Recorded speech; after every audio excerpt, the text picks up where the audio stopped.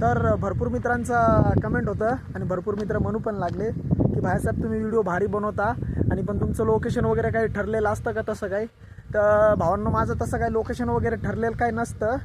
जसं समजा माझ्या मनात आलं. आता मी इकडं माझ्या नानाच्या गावाला आलेलो आहे. बुट्टा म्हणून नानाचं गाव आहे आणि गावाच्या साईडलाच एक मोठं तळं आहे पहा.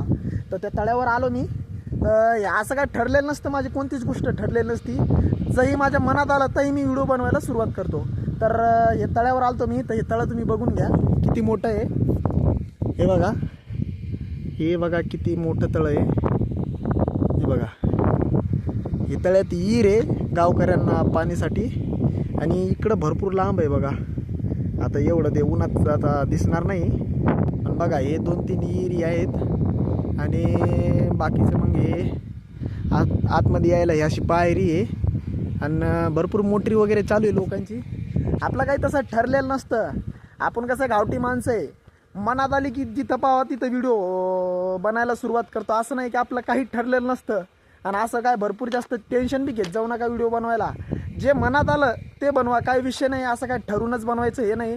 आणि कधी बी परफेक्ट बनवायच्या नादात लागूच नका, कारण की परफेक्ट कोणती गोष्ट होतच नाही. जे मनात येईन ते बनवा, काय विषय नाही. असं परफेक्टच बनवीन येईन ते तसं काय नसते.